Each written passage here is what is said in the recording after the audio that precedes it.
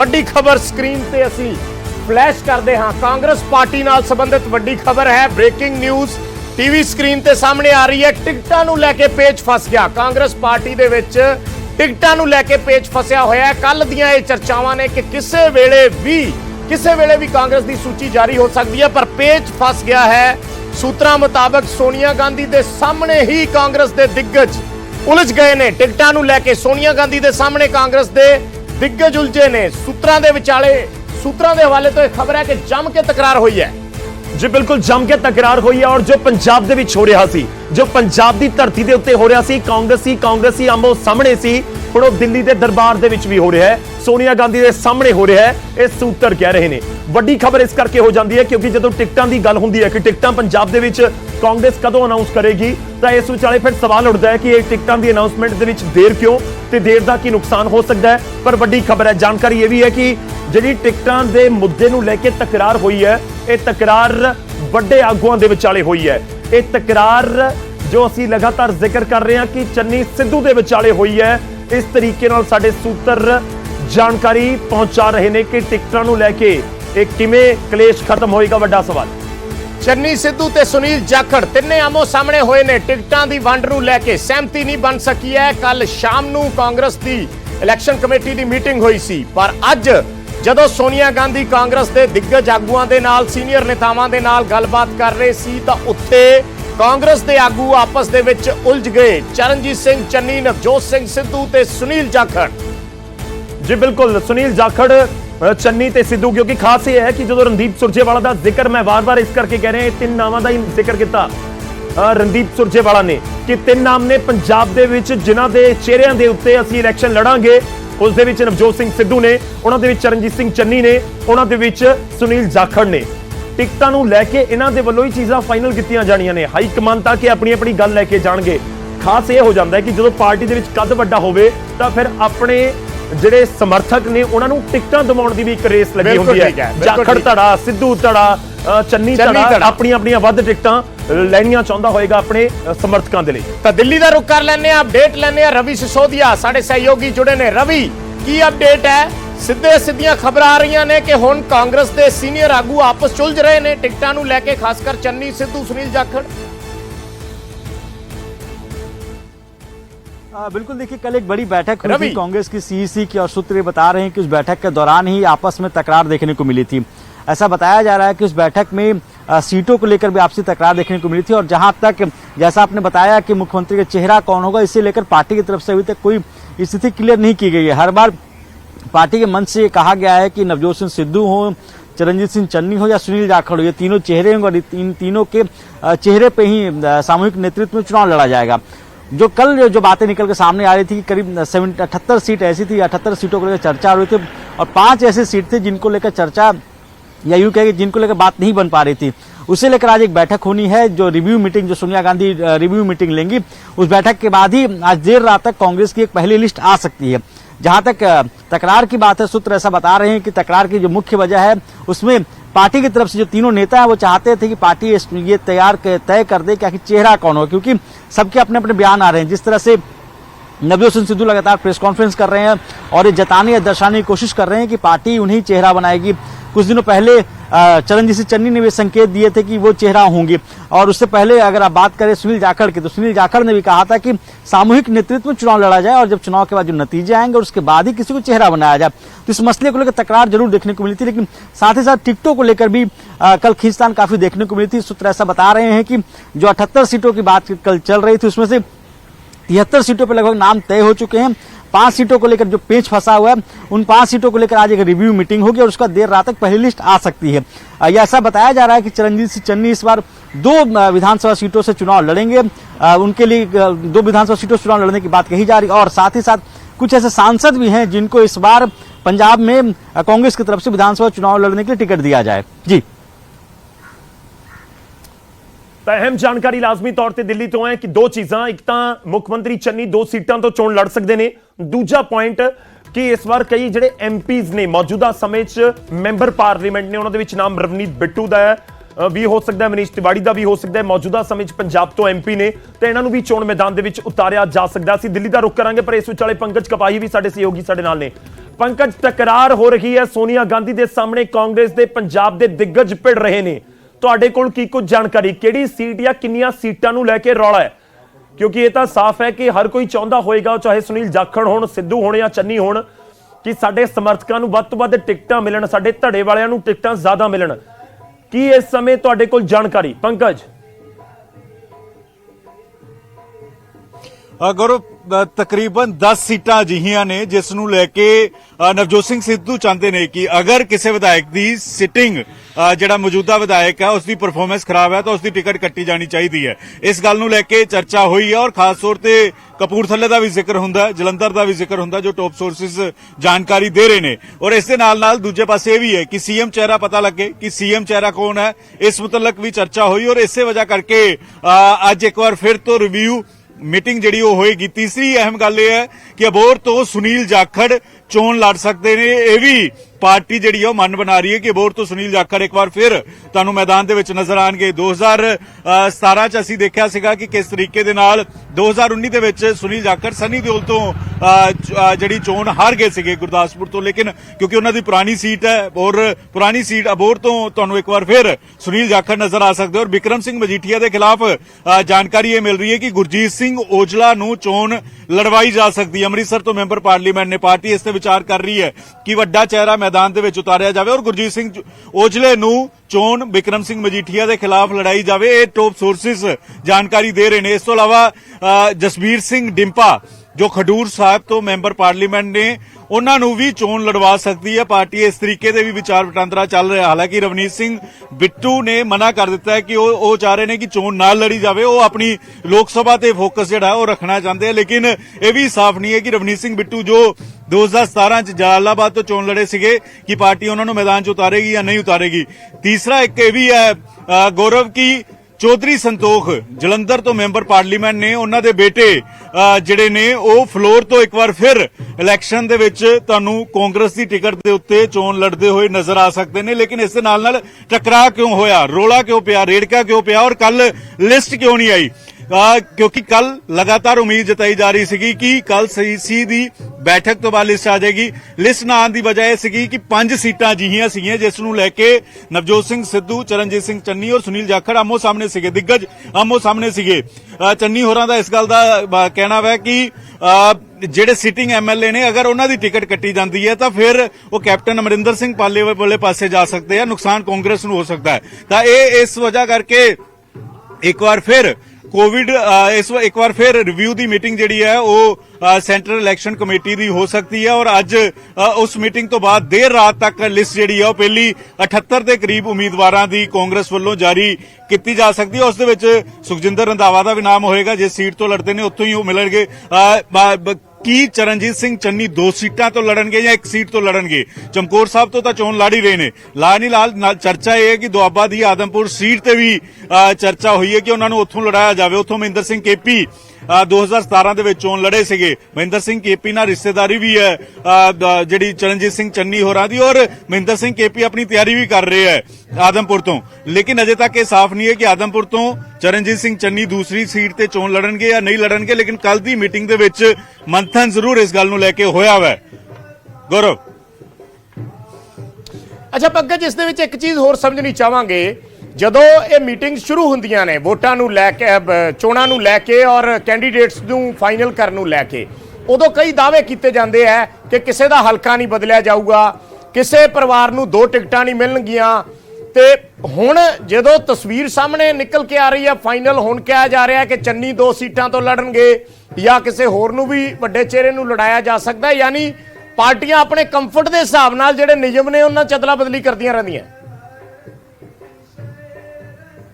ਬਿਲਕੁਲ ਬਿਲਕੁਲ, ਕਿਉਂਕਿ ਇਸ ਵੇਲੇ ਕਾਂਗਰਸ ਦੀ ਅਗਰ ਦੇਸ਼ 'ਚ ਵਾਪਸੀ ਕਰਨੀ ਹੈ ਤਾਂ ਪੰਜਾਬ ਇੱਕ ਵੱਡਾ ਰੋਲ ਜਿਹੜਾ ਅਦਾ ਕਰੇਗਾ ਔਰ ਪੰਜਾਬ 'ਚ ਅਗਰ ਕਾਂਗਰਸ ਨੂੰ ਅਲਵਿਦਾ ਹੋ ਜਾਂਦਾ ਹੈ ਤਾਂ ਫਿਰ ਪੂਰੇ ਦੇਸ਼ 'ਚ ਇੱਕ ਵੱਡਾ ਅਸਰ ਦੇਖਣ ਨੂੰ ਮਿਲੇਗਾ, ਕਿਉਂਕਿ ਪੰਜਾਬ ਹੀ ਇੱਕ ਅਜਿਹੀ ਧਰਤੀ ਹੈ ਜਿੱਥੋਂ ਕਾਂਗਰਸ ਨੂੰ ਬਹੁਤ ਉਮੀਦਾਂ ਨੇ ਔਰ ਵੱਡੇ ਚਿਹਰਿਆਂ ਦੇ ਖਿਲਾਫ ਵੱਡੇ ਚਿਹਰੇ ਮੈਦਾਨ ਦੇ ਵਿੱਚ ਉਤਰਨ, ਇਸ ਤੇ ਮੰਥਨ ਚੱਲ ਰਿਹਾ ਹੈ। ਕੁਲਜੀਤ ਨਾਗਰਾ ਲਗਾਤਾਰ ਇਸ ਗੱਲ ਦਾ ਜ਼ਿਕਰ ਕਰਦੇ ਆਏ ਨੇ ਕਿ ਅਗਰ ਕੋਈ ਸੀਐਮ ਦਾ ਦਾਅਵੇਦਾਰ, ਅਗਰ ਕੋਈ ਸੀਐਮ ਬਣਨਾ ਚਾਹੁੰਦਾ ਤਾਂ ਫਿਰ ਉਹ ਸੁਖਬੀਰ ਬਾਦਲ ਦੇ ਖਿਲਾਫ ਚੋਣ ਲੜੇ, ਉਹ ਭਗਵੰਤ ਮਾਨ ਦੇ ਖਿਲਾਫ ਚੋਣ ਲੜੇ, ਉਹ ਵਿਕਰਮ ਮਜੀਠੀਆ ਦੇ ਖਿਲਾਫ ਚੋਣ ਲੜੇ। ਇਸ ਗੱਲ ਦਾ ਜ਼ਿਕਰ ਕਰ ਦਿੱਤਾ ਗਿਆ। ਦੂਜੇ ਪਾਸੇ ਦਲਿਤ ਵੋਟ ਬੈਂਕ ਨੂੰ ਵੀ ਧਿਆਨ 'ਚ ਰੱਖਣਾ ਹੈ, ਇਸ ਕਰਕੇ ਵੀ ਚਰਚਾ ਹੈ ਕਿ ਚਰਨਜੀਤ ਸਿੰਘ ਚੰਨੀ ਨੂੰ ਦੂਸਰੀ ਸੀਟ ਤੋਂ ਵੀ ਚੋਣ ਲੜਾਈ ਜਾਵੇ। ਇਸੇ ਵਜ੍ਹਾ ਕਰਕੇ ਅਜੇ ਤੱਕ ਲਿਸਟ ਨਹੀਂ ਆਈ ਹੈ ਔਰ ਇਸੇ ਵਜ੍ਹਾ ਕਰਕੇ ਸਿਸਟਮ ਬਦਲਦਾ ਹੈ, ਕਿਉਂਕਿ ਚੌਧਰੀ ਸੰਤੋਖ ਖੁਦ ਮੈਂਬਰ ਪਾਰਲੀਮੈਂਟ ਨੇ ਉਹਨਾਂ ਦੇ ਬੇਟੇ ਨੂੰ ਹੁਣ ਫਲੋਰ ਤੋਂ ਇੱਕ ਵਾਰ ਫਿਰ ਤੋਂ ਟਿਕਟ ਮਿਲ ਜਾਏਗੀ। ਉਹਨਾਂ ਦੇ ਇੱਕ ਰਿਸ਼ਤੇਦਾਰ ਕਰਤਾਰਪੁਰ ਤੋਂ ਜਿਹੜੇ ਨੇ ਮੌਜੂਦਾ ਐਮਐਲਏ ਨੇ, ਤਾਂ ਇਹ ਸਾਰਾ ਇਸ ਵੇਲੇ ਮੰਥਨ ਚੱਲ ਰਿਹਾ ਔਰ ਇਸੇ ਵਜ੍ਹਾ ਕਰਕੇ ਦੇਰੀ ਹੋਈ ਹੈ ਔਰ ਇਸੇ ਵਜ੍ਹਾ ਕਰਕੇ ਅੱਜ ਜਿਹੜੀ ਹੈ ਉਹ ਲਿਸਟ ਜਾਰੀ ਹੋ ਸਕਦੀ ਹੈ। ਔਰ ਕੁਲਜੀਤ ਸਿੰਘ ਨਾਗਰਾ, ਕੋਸ਼ਿਸ਼ ਕਰਾਂਗੇ ਉਹਨਾਂ ਨਾਲ ਵੀ ਗੱਲਬਾਤ ਕਰਨ ਦੀ ਕਿ ਕਿਸ ਤਰੀਕੇ ਦੇ ਨਾਲ, ਕਿਉਂਕਿ ਉਹਨਾਂ ਦੇ ਹਲਕੇ ਦੇ ਵਿੱਚ ਹੀ ਆਏ ਹੋਏ ਆ, ਔਰ ਕੁਲਜੀਤ ਸਿੰਘ ਨਾਗਰਾ ਦੇ ਨਾਲ ਗੱਲਬਾਤ ਕਰਾਂਗੇ ਕਿ ਕਿਸ ਤਰੀਕੇ ਨਾਲ। ਨਾਗਰਾ ਜੀ, ਕਿਸ ਤਰੀਕੇ ਦੇ ਨਾਲ ਦੇਖਦੇ ਹੋ? ਲਾਈਵ ਚੱਲ ਰਿਹਾ ਹੈ, ਇੱਕ ਵਾਰੀ ਦੱਸ ਦਿਓ ਤਿਆਰੀ ਕਿਵੇਂ ਦੀ? 1 ਮਹੀਨਾ ਰਹਿ ਗਿਆ ਔਰ 1 ਮਹੀਨਾ ਬੇहद ਘੱਟ। ਤਿਆਰੀ ਪੂਰੀ ਠੋਕੇ ਹੈ ਔਰ ਵਿਕਾਸ ਦੇ ਨਾਂ ਦੇ ਉੱਤੇ ਜਿਹੜੀ ਸਾਰੀ ਇਲੈਕਸ਼ਨ ਹੈ ਔਰ ਵਿਕਾਸ ਦੇ ਨਾਂ ਦੇ ਉੱਤੇ ਹੀ ਫਤਿਹਗੜ੍ਹ ਸਾਹਿਬ ਦੇ ਵਿੱਚ ਵੋਟ ਹੈ। ਟਿਕਟਾਂ ਨੂੰ ਲੈ ਕੇ ਕਾਂਗਰਸ ਵਿਛੜ ਗਈ ਹੈ। ਕੱਲ ਵੀ ਸੈਂਟਰਲ ਇਲੈਕਸ਼ਨ ਕਮੇਟੀ ਦੀ ਬੈਠਕ ਹੋਈ, ਕਿਹਾ ਗਿਆ ਕਿ 78 ਸੀਟਾਂ ਤੇ ਚਰਚਾ ਹੋਈ, ਲੇਕਿਨ 73 ਸੀਟਾਂ ਫਾਈਨਲ ਹੋਈਆਂ। 5-6 ਸੀਟਾਂ ਨੂੰ ਲੈ ਕੇ ਆਮੋ ਸਾਹਮਣੇ ਵੀ ਸੀ ਕੁਝ ਲੀਡਰ, ਇਹ ਵੀ ਤਸਵੀਰ ਨਜ਼ਰ ਆਈ ਹੈ। ਡਿਸਕਸ਼ਨ ਤਾਂ ਹਰੇਕ ਥਾਂ ਦੇ ਉੱਤੇ ਬਣਦੀ ਹੋਈ ਹੈ ਨਾ, ਡਿਸਕਸ਼ਨ ਤਾਂ ਕੋਈ ਮਾੜੀ ਗੱਲ ਨਹੀਂ ਹੁੰਦੀ। ਆਪਸ ਦੇ ਵਿੱਚ ਬੈਠ ਕੇ ਪਰਿਵਾਰ 'ਚ ਵੀ ਕਿਤੇ ਵੀ ਡਿਸਕਸ਼ਨ ਤਾਂ ਇੱਕ ਚੰਗਾ ਨਤੀਜਾ ਹੀ ਲੈ ਕੇ ਆਉਂਦੀ ਹੁੰਦੀ। ਦੂਸਰਾ ਇਹ ਵੀ ਹੈ, ਤੁਸੀਂ ਲਗਾਤਾਰ ਮੀਟਿੰਗਾਂ 'ਚ ਜ਼ਿਕਰ ਕਰਦੇ ਹੋ ਕਿ ਅਗਰ ਕੋਈ ਸੀਐਮ ਬਣਨਾ ਚਾਹੁੰਦਾ ਹੈ, ਅਗਰ ਕੋਈ ਜਰਨੈਲ ਦੇ ਖਿਲਾਫ ਜਰਨੈਲ ਉਤਰੇ, ਮਜੀਠੀਆ ਦੇ ਖਿਲਾਫ ਮਜੀਠੀਆ ਵਰਗਾ ਵੱਡਾ ਚਿਹਰਾ ਉਤਰੇ, ਭਗਵੰਤ ਮਾਨ ਖਿਲਾਫ ਕੋਈ ਵੱਡਾ ਚਿਹਰਾ ਮੈਦਾਨ ਦੇ ਵਿੱਚ ਉਤਰੇ, ਸੁਖਬੀਰ ਬਾਦਲ ਖਿਲਾਫ ਕੋਈ ਵੱਡਾ ਚਿਹਰਾ ਉਤਰੇ, ਕਿ ਪਾਰਟੀ ਇਸ ਤੇ ਵੀ ਮੰਥਨ ਕਰ ਰਹੀ ਹੈ? ਕਿਉਂਕਿ ਚਰਚਾ ਇਹ ਵੀ ਚੱਲੀ ਹੈ ਕਿ ਗੁਰਜੀਤ ਔਜਲਾ ਨੂੰ ਅੰਮ੍ਰਿਤਸਰ ਜਿਹੜੇ ਲੋਕ ਸਭਾ ਮੈਂਬਰ ਪਾਰਲੀਮੈਂਟ ਹੈ ਉਹਨਾਂ ਨੂੰ ਮਜੀਠੇ ਖਿਲਾਫ ਇਲੈਕਸ਼ਨ ਲੜਿਆ ਜਾ। ਸਾਰੇ ਮੁੱਦਿਆਂ ਦੇ ਉੱਤੇ ਚਰਚਾ ਹੈ, ਸਾਰੇ ਮੁੱਦਿਆਂ ਤੇ ਪਾਰਟੀ ਹਰੇਕ ਮੁੱਦੇ ਦੇ ਉੱਤੇ, ਹਰੇਕ ਪੁਆਇੰਟ ਦੇ ਉੱਤੇ ਚਰਚਾ ਕਰ ਰਹੀ ਹੈ। ਕੁਝ ਐਮਪੀ ਵੀ ਇਸ ਵੇਲੇ ਮੈਦਾਨ ਦੇ ਵਿੱਚ ਉਤਾਰੇ ਜਾ ਸਕਦੇ ਨੇ, ਕੁਝ ਵੀ ਹੋ ਸਕਦਾ। ਕਦੋਂ ਤੱਕ ਲਿਸਟ ਆ ਸਕਦੀ? ਤੁਸੀਂ ਇੱਥੋਂ ਫਤਿਹਗੜ੍ਹ ਸਾਹਿਬ ਤੋਂ ਹੀ ਚੋਣ ਲੜੋਗੇ? ਤੁਸੀਂ ਕਿਸੇ ਵੱਡੇ ਹਲਕੇ 'ਚ ਤਾਂ ਨਹੀਂ ਜਾਓਗੇ? ਤੁਸੀਂ ਭਗਵੰਤ ਮਾਨ, ਸੁਖਬੀਰ ਬਾਦਲ ਖਿਲਾਫ ਚੋਣ ਤਾਂ ਨਹੀਂ ਲੜੋਗੇ? ਜੋ ਪਾਰਟੀ ਫੈਸਲਾ ਕਰ ਦੂਗੀ, ਮੈਂ ਪਾਰਟੀ ਦੇ ਸਾਹਮਣੇ ਆਪਣੇ ਆਪ ਨੂੰ ਹਰੇਕ ਤਰੀਕੇ ਨਾਲ ਰੱਖ ਦਿੱਤਾ ਆ। ਪਾਰਟੀ ਚਾਹੇ ਫਤਿਹਗੜ੍ਹ ਸਾਹਿਬ ਤੋਂ ਵੀ ਕਿਸੇ ਹੋਰ ਨੂੰ ਲੜਾ ਸਕਦੀ ਹੈ, ਕਿਉਂਕਿ ਮੈਂ ਪਾਰਟੀ ਦੇ ਨਾਲ ਹੈ। ਮੈਂ ਆਰਗੇਨਾਈਜੇਸ਼ਨ ਦਾ ਵਿਅਕਤੀ ਹਾਂ, ਮੈਂ ਕਦੀ ਕੋਈ ਆਪਣੇ ਹਿੱਤ ਨਹੀਂ ਵੇਖੇ, ਹਮੇਸ਼ਾ ਪਾਰਟੀ ਦੇ ਹਿੱਤ। ਤੁਸੀਂ ਇੱਕ ਮੀਟਿੰਗ 'ਚ ਕਿਹਾ ਸੀਗਾ ਕਿ ਕੀ ਗੱਲ ਹੋ ਗਈ ਸੀ, ਉਹ ਕਲੀਅਰ ਕਰੋਗੇ ਕਿ ਵੱਡੇ ਚਿਹਰਿਆਂ ਦੇ ਖਿਲਾਫ ਉਤਰਨ ਅਗਰ ਕੋਈ ਸੀਐਮ ਬਣਨਾ ਚਾਹੁੰਦਾ ਹੈ? ਮੈਂ ਇਹ ਕਿਹਾ ਸੀਗਾ ਕਿ ਹਮੇਸ਼ਾ ਜਰਨੈਲਾਂ ਦੇ ਖਿਲਾਫ ਲੜਦੇ ਆ। ਇਹ ਲੜਾਈ ਦਾ ਜਿਹੜਾ ਹੈਗਾ ਆ ਉਹ ਅਸੂਲ ਹੀ ਇਹ ਹੁੰਦਾ ਆ। ਸੋ ਇਸ ਕਰਕੇ ਜਦੋਂ ਵੀ ਜਰਨੈਲ ਦੇ ਵਿੱਚ ਹੋਊਗੀ, ਉਹਦੇ ਵਿੱਚ ਉਹ ਜਿਹੜਾ ਹੈਗਾ ਆ ਉਹ ਲੜਾਈ ਜਿਹੜੀ ਹੈ ਉਹ ਇੰਟਰਸਟਿੰਗ ਵੀ ਹੁੰਦੀ ਹੈ ਔਰ ਫੈਸਲਾਕੁੰਨ ਵੀ ਹੁੰਦੀ ਹੈ। ਚਰਚਾ ਵੀ ਕਹਿੰਦੇ ਕਿ ਚਰਨਜੀਤ ਸਿੰਘ ਚੰਨੀ ਚਮਕੌਰ ਸਾਹਿਬ ਤੋਂ ਤਾਂ ਲੜ ਹੀ ਰਹੇ, ਆਦਮਪੁਰ ਤੇ ਵੀ ਚਰਚਾ ਚੱਲ ਰਹੀ ਹੈ। 2 ਸੀਟਾਂ ਤੇ ਦੁਆਬਾ ਵਿੱਚ ਦਲਿਤ ਵੋਟ ਬੈਂਕ ਹੈ, ਉਸ ਨੂੰ ਵੀ ਧਿਆਨ 'ਚ ਰੱਖਿਆ ਜਾ ਰਿਹਾ ਔਰ ਚਰਨਜੀਤ ਸਿੰਘ ਚੰਨੀ 2 ਸੀਟਾਂ ਤੇ ਵੀ ਚੋਣ ਲੜ ਸਕਦੇ। ਦੇਖੋ ਪੰਕਜ, ਪਾਰਟੀ ਨੇ ਜੋ ਵੀ ਫੈਸਲਾ ਕਰਨਾ ਉਹ ਮੰਥਨ ਤੋਂ ਬਾਅਦ ਕਰਨਾ ਹੈ। ਜੋ ਪਾਰਟੀ ਫੈਸਲਾ ਕਰ ਦੂਗੀ, ਪਿਛਲੀ ਵਾਰੀ ਵੀ ਬੜੇ ਫੈਸਲੇ ਇਹੋ ਜਿਹੇ ਸੀਗੇ ਜਿਹੜੇ ਤੁਹਾਡੇ ਵਾਸਤੇ ਬੜੇ ਹੈਰਾਨੀ ਵਾਲੇ ਸੀ। ਕਿਉਂਕਿ ਤੁਸੀਂ ਐਕਟਿੰਗ ਪ੍ਰੈਜ਼ੀਡੈਂਟ ਹੋ, ਤੁਸੀਂ ਵੀ ਉਹਨਾਂ ਬੈਠਕਾਂ 'ਚ ਬਹਿੰਦੇ ਹੋ। ਕਹਿੰਦੇ ਕੱਲ ਦੀ ਜਿਹੜੀ ਬੈਠਕ ਸੋਨੀਆ ਗਾਂਧੀ ਦੇ ਨਾਲ ਹੋਈ ਸੀ, ਉਸ ਦੇ ਵਿੱਚ ਕੁਝ ਗਰਮਾ ਗਰਮੀ ਦੇਖਣ ਨੂੰ 5-6 ਸੀਟਾਂ ਨੂੰ ਲੈ ਕੇ ਮਿਲੀ ਸੀਗੀ ਕੁਝ ਲੀਡਰਾਂ ਦੇ ਵਿਚਾਲੇ। ਕੁਝ ਇਹੋ ਜਿਹਾ ਨਹੀਂ ਹੋਇਆ ਔਰ ਜਦੋਂ ਵੀ ਅਸੀਂ ਡਿਸਕਸ਼ਨ 'ਚ ਬੈਠਦੇ ਆ, ਆਪਣੇ ਵਿਊਜ਼ ਦੇਣੇ, ਹਰ ਇੱਕ ਬੰਦੇ ਦਾ ਆਪਣਾ ਅਧਿਕਾਰ ਹੁੰਦਾ ਆ ਔਰ ਮੀਟਿੰਗਾਂ ਹੀ ਵਿਊਜ਼ ਲੈਣ ਲਈ ਰੱਖੀਆਂ ਜਾਂਦੀਆਂ ਨੇ। ਕੀ ਸਾਰੇ ਸਿਟਿੰਗ ਐਮਐਲਏਆਂ ਨੂੰ ਮਿਲੇਗੀ ਜਾਂ ਕੁਝ ਸਿਟਿੰਗ ਐਮਐਲਏ ਕੱਟੀ ਵੀ ਜਾ ਸਕਦੀ? ਜਿਵੇਂ ਮੋਗੇ ਤੋਂ ਹੁਣ ਸੋਨੂ ਸੂਦ ਦੀ ਭੈਣ ਇਲੈਕਸ਼ਨ ਲੜਾਇਆ ਜਾ ਰਿਹਾ, ਪਟਿਆਲੇ ਤੋਂ ਕੈਪਟਨ ਅਮਰਿੰਦਰ ਸਿੰਘ ਦੀ ਕੱਟੀ ਗਈ, ਕੁਝ ਹੋਰ ਵਿਧਾਇਕ ਕਹਿੰਦੇ ਕਿ 8-10 ਵਿਧਾਇਕ ਨੇ ਜਿਨ੍ਹਾਂ ਦੀ ਪਰਫਾਰਮੈਂਸ ਖਰਾਬ ਹੈ, ਉਹਨਾਂ ਦੇ ਉੱਤੇ ਮੰਥਨ ਕੀਤਾ ਜਾ ਰਿਹਾ ਕਿ ਟਿਕਟ ਦਿੱਤੀ ਜਾਵੇ ਜਾਂ ਨਾ ਦਿੱਤੀ ਜਾਵੇ। ਦੇਖੋ ਗੱਲ ਇਹ ਹੈ, ਪਾਰਟੀ ਹਮੇਸ਼ਾ ਚੋਣ ਨੂੰ ਮੁੱਖ ਰੱਖ ਕੇ ਫੈਸਲੇ ਕਰਦੀ ਹੈ ਔਰ ਚੋਣ ਨੂੰ ਮੁੱਖ ਰੱਖ ਕੇ ਜਦੋਂ ਪਾਰਟੀ ਫੈਸਲੇ ਕਰਦੀ ਹੈ, ਉਹਦੇ ਵਿੱਚ ਚਾਹੇ ਕੁਲਜੀਤ ਸਿੰਘ ਨਾਗਰਾ ਹੋਵੇ ਤੇ ਚਾਹੇ ਕੋਈ ਹੋਰ ਹੋਵੇ, ਜੇ ਉਹਦੇ ਵਿੱਚ ਉਹ ਫਿੱਟ ਨਹੀਂ ਬੈਠਦਾ ਤੇ ਪਾਰਟੀ ਨੂੰ ਕਿੰਨੇ ਐਮਐਲਏ ਹੋ ਸਕਦੇ ਆ ਜਿਹੜੇ ਫਿੱਟ ਨਹੀਂ ਬੈਠ ਸਕਦੇ? ਇਹ ਪਾਰਟੀ ਅਗੇ ਇਹ ਇੰਟਰਨਲ ਗੱਲ ਹੈਗੀ ਆ ਪੰਕਜ ਜੀ। ਹੁਣ ਇਹ ਤਾਂ ਤੁਸੀਂ ਘੱਟੋ ਘੱਟ ਇੰਨੀ ਕਿ ਤਾਂ ਮੈਨੂੰ ਆਪਣੀ ਪਾਰਟੀ ਦੀ ਮਰਿਆਦਾ ਰੱਖਣ ਦਿਓ ਨਾ। ਦੂਸਰਾ ਵੀ ਇਹ ਮਜੀਠੀਆ ਦੇ ਖਿਲਾਫ, ਸੁਖਬੀਰ ਬਾਦਲ ਦੇ ਖਿਲਾਫ ਵੱਡੇ ਚਿਹਰੇ ਉਤਾਰੇ ਜਾਣਗੇ, 2-3 MP ਉਤਾਰੇ ਜਾ ਰਹੇ ਨੇ। ਮੈਂ ਤੁਹਾਨੂੰ ਕਿਹਾ ਵੀ ਪਾਰਟੀ ਚੋਣ ਮੁਹਿੰਮ ਨੂੰ ਔਰ ਆਉਣ ਵਾਲੀਆਂ ਚੋਣਾਂ ਨੂੰ ਜਿੱਤਣ ਦੇ ਮੱਦੇਨਜ਼ਰ ਕੋਈ ਵੀ ਫੈਸਲਾ ਲੈ ਸਕਦੀ ਹੈ। ਇੱਕ ਲਗਾਤਾਰ ਚਰਚਾਵਾਂ ਨੇ ਕਿ ਸੀਐਮ ਚਿਹਰੇ ਤੋਂ ਨਾਲ ਜਾਣਾ ਹੈ, ਬਿਨਾਂ ਸੀਐਮ ਚਿਹਰੇ ਤੋਂ ਜਾਣਾ ਹੈ। ਸੀਐਮ ਚਿਹਰਾ ਨਵਜੋਤ ਸਿੱਧੂ ਹੋਣਗੇ, ਸੀਐਮ ਚਿਹਰਾ ਚਰਨਜੀਤ ਸਿੰਘ ਚੰਨੀ ਹੋਣਗੇ, ਸੀਐਮ ਚਿਹਰਾ ਕੁਲਜੀਤ ਨਾਗਰਾ ਹੋਣਗੇ। ਕੌਣ ਹੋਏਗਾ ਸੀਐਮ ਚਿਹਰਾ ਜਾਂ ਬਿਨਾਂ ਸੀਐਮ ਚਿਹਰੇ ਤੋਂ ਜਾਣਾ? ਇਹ ਫੈਸਲਾ ਪਾਰਟੀ ਹਾਈ ਕਮਾਂਡ ਨੇ ਕਰਨਾ। ਤੁਹਾਨੂੰ ਕੀ ਲੱਗਦਾ, ਤੁਹਾਡਾ ਇੱਕ ਲੰਬਾ ਤਜਰਬਾ ਵਾ, ਤੁਸੀਂ ਸਟੂਡੈਂਟ ਪੋਲਿਟਿਕਸ ਤੋਂ ਆਏ ਹੋ, ਤੁਹਾਨੂੰ ਲੱਗਦਾ ਸੀਐਮ ਚਿਹਰੇ ਨਾਲ ਜਾਣਾ ਚਾਹੀਦਾ ਜਾਂ ਨਹੀਂ ਜਾਣਾ ਚਾਹੀਦਾ? ਮੈਂ ਹਮੇਸ਼ਾ ਪਾਰਟੀ ਦੇ ਫੈਸਲੇ ਨਾਲ ਜਾਣਾ ਹੁੰਦਾ ਔਰ ਪਾਰਟੀ ਦਾ ਫੈਸਲਾ ਜਿਹੜਾ ਹੈਗਾ ਪਾਰਟੀ ਹਾਈ ਕਮਾਂਡ ਲੈਂਦੀ ਹੈ। ਤੁਹਾਡੀ ਇਸ ਹਲਕੇ 'ਚ ਇਸ ਵੇਲੇ ਕਿਸ ਤਰੀਕੇ ਦੇ ਨਾਲ ਲੱਗ ਰਿਹਾ ਹੈ? ਕਿਉਂਕਿ ਮੁਕਾਬਲਾ ਇਸ ਵਾਰ ਕਿਸਾਨ ਵੀ ਖੜੇ ਹੋ ਰਹੇ ਆ, ਇਸ ਵਾਰ ਬੀਜੇਪੀ ਵੀ ਇਕੱਲੀ ਖੜੀ ਹੋ ਰਹੀ ਹੈ, ਕੈਪਟਨ ਅਮਰਿੰਦਰ ਸਿੰਘ ਬੀਜੇਪੀ ਦੇ ਨਾਲ ਚਲੇ ਗਏ। ਤੁਹਾਨੂੰ ਇਸ ਵਾਰੀ ਤੁਹਾਡੇ ਹਲਕੇ 'ਚ ਕਿਸ ਤਰੀਕੇ ਨਾਲ ਲੱਗ ਰਿਹਾ? ਦੇਖੋ, ਮੈਨੂੰ ਇਸ ਹਲਕੇ ਨੇ 2 ਵਾਰ MLA ਬਣਾਇਆ ਆ। ਮੈਂ ਧੰਨਵਾਦ ਕਰਦਾ ਆ ਇਹ ਫਤਿਹਗੜ੍ਹ ਸਾਹਿਬ ਦੀ ਸ਼ਹੀਦਾਂ ਦੀ ਧਰਤੀ ਦੇ ਇਹਨਾਂ ਲੋਕਾਂ ਦਾ। ਔਰ ਮੇਰਾ ਸਿਰਫ ਇੱਕੋ ਹੀ ਲੋਕਾਂ ਨੂੰ ਬੇਨਤੀ ਹੈ, ਜੇ ਹਲਕੇ ਦਾ ਵਿਕਾਸ ਹੋਇਆ ਤਾਂ ਉਹ ਵਿਕਾਸ ਨੂੰ ਵੋਟ ਪਾਉਣਾ। ਜੇ ਹਲਕੇ ਦਾ ਵਿਕਾਸ ਨਹੀਂ ਹੋਇਆ ਤਾਂ ਕੁਲਜੀਤ ਸਿੰਘ ਨਾਗਰਾ ਵੋਟ ਲੈਣ ਦਾ ਹੱਕਦਾਰ ਨਹੀਂ ਹੈਗਾ। ਸਿਰਫ ਇੱਕ ਗੱਲ। ਔਰ ਦੂਸਰਾ, ਇਮਾਨਦਾਰੀ ਦੇ ਉੱਤੇ ਸਿਆਸਤ ਕਰਨ ਵਾਲੇ ਸਾਫ਼ ਸੁਥਰੀ ਛਵੀ ਵਾਲੇ ਲੀਡਰਾਂ ਨੂੰ ਚੁਣਨਾ ਚਾਹੀਦਾ ਹੈ। ਦੂਸਰਾ, ਇੱਕ ਅੱਜਕੱਲ Punjab model, Delhi model, Sidhu model, ਬੜੀ ਮਾਡਲਾਂ ਦੀ ਚਰਚਾ ਹੋ ਰਹੀ ਹੈ। ਮੈਨੀਫੈਸਟੋ ਦੇ ਵਿੱਚ ਕਾਂਗਰਸ ਦੇ ਸਿੱਧੂ ਮਾਡਲ ਹੋਏਗਾ, ਪੰਜਾਬ ਮਾਡਲ ਹੋਏਗਾ, ਆਪਣਾ ਮੈਨੀਫੈਸਟੋ ਹੋਏਗਾ, ਕੀ ਕੁਝ ਜਿਹੜਾ ਮਾਡਲ ਦੇ ਵਿੱਚ ਹੋਏਗਾ? ਮੈਂ ਤਾਂ ਇਹ ਕਹਿ ਰਿਹਾ ਆ ਦਿੱਲੀ ਵਾਲਿਆਂ ਨੂੰ ਵੀ ਤੇ ਪੰਜਾਬ ਵਾਲਿਆਂ ਨੂੰ, ਫਤਿਹਗੜ੍ਹ ਸਾਹਿਬ ਦਾ ਮਾਡਲ ਆ ਕੇ ਦੇਖੋ ਵਿਕਾਸ ਦਾ। ਤੁਸੀਂ ਕਹਿ ਰਹੇ ਹੋ ਨਾਗਰਾ ਮਾਡਲ ਹੋਣਾ ਚਾਹੀਦਾ?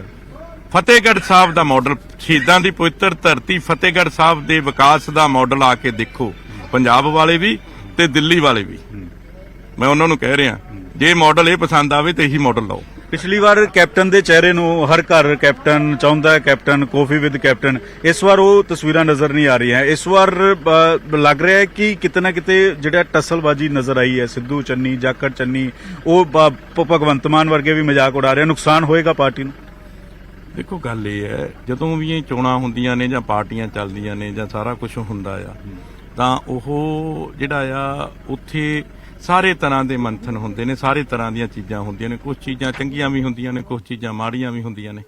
ਸੋ ਇਸ ਕਰਕੇ ਇਸ ਵਾਰੀ ਦੀ ਇਲੈਕਸ਼ਨ ਜਿਹੜੀ ਹੈਗੀ ਆ ਉਹ ਅਲੱਗ ਤਰ੍ਹਾਂ ਦੀ ਹੋਊਗੀ। ਇਸ ਵਾਰ ਮੁਕਾਬਲਾ ਕਿਸ ਨਾਲ ਲੱਗ ਰਿਹਾ ਔਰ ਕੋਈ ਮਾਰਜਨ ਲੈ ਕੇ ਚੱਲ ਰਹੀ ਹੈ ਕਿ ਇੰਨੀਆਂ ਸੀਟਾਂ ਦੇ ਉੱਤੇ ਕਾਂਗਰਸ ਜਿਹੜੀ ਉਹ ਚੋਣ ਜਿੱਤ ਸਕਦੀ ਹੈ? ਦੇਖੋ, ਝੂਠ ਬੋਲਣ ਵਾਲਿਆਂ ਨਾਲ ਤਾਂ ਕੋਈ ਮੁਕਾਬਲਾ ਨਹੀਂ ਹੁੰਦਾ। ਜਿਨ੍ਹਾਂ ਨੇ ਲਿਫਾਫੇ ਦੀਆਂ ਗੱਲਾਂ ਕਰਨੀਆਂ ਨੇ, ਜਿਨ੍ਹਾਂ ਨੇ ਕੁਝ ਵੀ ਨਹੀਂ ਆਪਣਾ ਦੱਸਣਾ, ਔਰ ਲਿਫਾਫੇਬਾਜ਼ੀ ਦੀਆਂ ਗੱਲਾਂ ਦੇ ਨਾਲ ਮੁਕਾਬਲਾ ਕਾਹਦਾ ਹੁੰਦਾ ਹੈ? ਜਿਨ੍ਹਾਂ ਲੋਕਾਂ ਨੇ ਪੰਜਾਬ ਦਾ ਘਾਣ ਕੀਤਾ, ਨੁਕਸਾਨ ਕੀਤਾ, ਉਹਨਾਂ ਨਾਲ ਮੁਕਾਬਲਾ ਕੀ ਹੋ ਸਕਦਾ ਆ? ਸਾਡਾ ਮੁਕਾਬਲਾ ਅਸੀਂ ਪੰਜਾਬੀਅਤ ਦੀ ਲੜਾਈ ਲੜਦੇ ਹਾਂ, ਅਸੀਂ ਪੰਜਾਬੀ ਦੀ ਲੜਾਈ ਲੜਦੇ ਹਾਂ, ਅਸੀਂ ਆਪਣੇ ਪੰਜਾਬ ਦੀ ਜਿਹੜੀ ਇਹ ਸਾਡੀ ਭੂਮੀ ਹੈ ਇਹਦੀ ਲੜਾਈ ਲੜਦੇ ਹਾਂ, ਆਪਣੇ ਵਿਰਾਸਤ ਦੀ ਲੜਾਈ ਲੜਦੇ ਹਾਂ। ਕੀ ਸਾਨੂੰ ਕੋਈ ਸਾਡੇ ਪੰਜਾਬੀਅਤ ਤੋਂ ਬਾਹਰ ਵਾਲਾ ਵਿਅਕਤੀ ਸਾਨੂੰ ਲੜਾਈ ਲੜਨੀ ਦੱਸੂਗਾ? ਕੀ ਅੱਜ ਪੰਜਾਬੀਅਤ ਜਿਹੜੀ ਹੈ ਇੰਨੀ ਜ਼ਿਆਦਾ ਥੱਲੇ ਚਲੇ ਗਈ ਹੈ, ਜਿਹਨੇ ਦੇਸ਼ ਦੀ ਆਜ਼ਾਦੀ ਦੀ ਲੜਾਈ ਦੇ ਵਿੱਚ 90% ਤੋਂ ਵੱਧ ਸ਼ਹਾਦਤਾਂ ਦਿੱਤੀਆਂ ਹੋਣ, ਜਿਹਨੇ ਦੇਸ਼ ਦੇ ਪੁਨਰਗਠਨ ਦੇ ਵਿੱਚ ਮਤਲਬ 70% ਤੋਂ ਉੱਤੇ ਦਾ ਹਿੱਸਾ ਪਾਇਆ ਹੋਵੇ, ਜਿਹਨੇ ਦੇਸ਼ ਦੀਆਂ ਸਰਹੱਦਾਂ ਦੇ ਵਿੱਚ ਪਾਕਿਸਤਾਨ ਦੇ ਫੌਜੀਆਂ ਨੂੰ ਮਤਲਬ ਆਪਣੇ ਸਾਹਮਣੇ ਮਤਲਬ ਬੈਠਣ ਨੂੰ ਮਜਬੂਰ ਕੀਤਾ ਹੋਵੇ, ਜਿਸਨੇ ਐਗਰੀਕਲਚਰ ਦੇ ਵਿੱਚ ਦੇਸ਼ ਦੇ ਅਨਾਜ ਦੇ ਭੰਡਾਰ ਨੂੰ ਭਰਿਆ ਹੋਵੇ, ਜਿਸਨੇ ਦੇਸ਼ ਦਾ ਪ੍ਰਧਾਨ ਮੰਤਰੀ ਦਿੱਤਾ ਹੋਵੇ, ਦੇਸ਼ ਦਾ ਰਾਸ਼ਟਰਪਤੀ ਦਿੱਤਾ ਹੋਵੇ, ਤੇ ਅੱਜ ਉਹ ਦਿੱਲੀ ਤੋਂ ਸਿੱਖੂਗਾ ਕਿ ਪੰਜਾਬ ਦੀ ਰਾਜਨੀਤੀ ਦੇ ਵਿੱਚ ਤੇ ਪੰਜਾਬ ਦੇ ਵਿੱਚ ਕਿਵੇਂ ਕੰਮ ਹੋਣੇ ਨੇ। ਠੀਕ ਹੈ, ਤਾਂ ਕੁਲਜੀਤ ਸਿੰਘ ਨਾਗਰਾ ਉਹ ਸਾਫ਼ ਤੌਰ ਤੇ ਕਹਿ ਰਹੇ ਨੇ ਕਿ ਜਿਹੜੇ ਪੰਜਾਬ ਮਾਡਲ ਦਾ ਜ਼ਿਕਰ ਕਰ ਰਹੇ ਹੈ, ਦਿੱਲੀ ਮਾਡਲ ਦਾ ਜ਼ਿਕਰ ਕਰ ਰਹੇ, ਉਹਨਾਂ ਨੂੰ ਫਤਿਹਗੜ੍ਹ ਮਾਡਲ ਦੇਖਣਾ ਚਾਹੀਦਾ। ਔਰ ਨਾਲ ਹੀ ਨਾਲ ਜਿਹੜੇ ਉਹਨਾਂ ਨੇ ਕਿਹਾ ਕਈ ਸਾਰੇ ਫੈਸਲੇ ਹੈਰਾਨ ਕਰਨ ਵਾਲੇ ਹੋਣਗੇ, ਬਹੁਤ ਸਾਰੇ ਫੈਸਲੇ ਹੈਰਾਨ ਕਰਨ ਵਾਲੇ ਹੋਣਗੇ, ਵੱਡੇ ਚਿਹਰੇ ਵੀ ਮੈਦਾਨ ਦੇ ਵਿੱਚ ਉਤਾਰੇ ਜਾ ਸਕਦੇ ਔਰ ਸੀਐਮ ਚਿਹਰੇ ਨੂੰ ਵੀ ਲੈ ਕੇ ਕਹਿ ਰਹੇ ਨੇ ਕਿ ਜਿਹੜੀ ਪਾਰਟੀ ਤੈਅ ਕਰੇਗੀ ਕਿ ਕਿਸ ਦੇ ਨਾਲ ਜਾਣਾ ਹੈ, ਕਿਸ ਦੇ ਨਾਲ ਨਹੀਂ ਜਾਣਾ, ਉਹ ਪਾਰਟੀ ਦੇ ਹਰ ਫੈਸਲੇ ਦੇ ਨਾਲ ਖੜੇ ਨੇ। ਗੌਰਵ, ਬਿਲਕੁਲ ਲਾਜ਼ਮੀ ਤੌਰ ਤੇ, ਕਿਉਂਕਿ ਪੋਲੀਟੀਕਲ ਪਾਰਟੀਆਂ ਪੰਕਜ ਇਸ ਤਰੀਕੇ ਨਾਲ ਹੀ ਰਿਐਕਟ ਕਰਦੀਆਂ ਨੇ, ਖਾਸ ਤੌਰ ਤੇ ਜਿਹੜੇ ਸੀਨੀਅਰ ਲੀਡਰ ਨੇ ਕਿ ਬਸ ਪਾਰਟੀ ਜੋ ਕਹੇਗੀ ਉਹੀ ਹੋਏਗਾ, ਪਰ ਕੀ ਬਾਕੀ ਇਸ ਤਰੀਕੇ ਨਾਲ ਹੁੰਦਾ? ਸ਼ੁਕਰੀਆ ਪੰਕਜ, ਧੰਨਵਾਦ ਸਾਡੇ ਨਾਲ ਜੁੜਨ ਦੇ ਲਈ, ਇਸ ਪੂਰੀ ਗੱਲਬਾਤ ਦੇ ਲਈ।